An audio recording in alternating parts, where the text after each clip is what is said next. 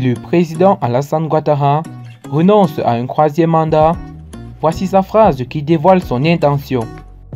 Mais avant tout, il vous suffit tout juste de vous abonner et d'activer la cloche de notification pour recevoir nos prochaines vidéos.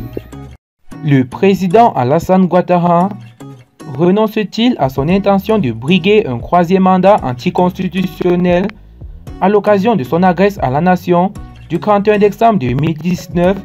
Il a laissé échapper une phrase qui en dit long. C'est toujours avec beaucoup de plaisir et d'émotion que je m'adresse à vous à l'occasion du passage à la nouvelle année. Mon émotion est encore plus grande cette année, car ce sont les derniers vœux du second mandat à la magistrature suprême que vous avez bien voulu me confier. Tel était l'entame du propos d'Alassane Ouattara à la RTI dans son traditionnel message de fin d'année. Cette précaution langagière pour un discours qui a été écrit et réécrit et personnellement corrigé par le chef de l'État n'est pas fortuite. Elle renferme des signaux, sinon des messages qu'il a voulu faire passer. En effet, les deux expressions dernier vœu et second mandat sont profondes de sens. Surtout l'emploi du second mandat. De fait, la règle communément admise et partagée par l'Académie française est d'écrire second lorsqu'il n'y a que deux éléments et pas de troisième dans votre énumération.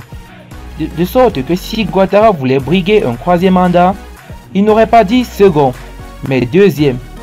Le président ivoirien est resté évasif sur la question de son retrait à l'issue de son second mandat en 2020. Se transformant en constitutionnaliste, il a créé la surprise en déclarant que la nouvelle constitution lui permettait de se présenter. Faux, lui a retorqué nombre de ses compatriotes.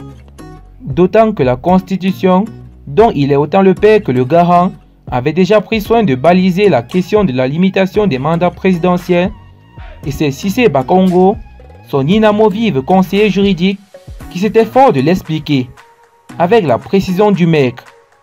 Interrogé sur la possibilité pour son mentor de briguer un troisième mandat, il a été catégorique. Comme d'ailleurs tous les autres rédacteurs désignés par Ouattara, l'article 183 de la Constitution dit que la législation en vigueur de la nouvelle Constitution reste applicable. La législation en vigueur, c'est-à-dire la Constitution, les textes pris en son application, que ce soit des lois, des décrets ou alors des ordonnances et autres qui sont en vigueur, au moment de son entrée en vigueur, sans jeu de mots, reste applicable, avait-il démontré. En effet, certains observateurs indiquent qu'Alassane Ouattara, usé par l'exercice d'un mandat qui a commencé sur des chapeaux de roue, balise le terrain pour son dauphin putatif.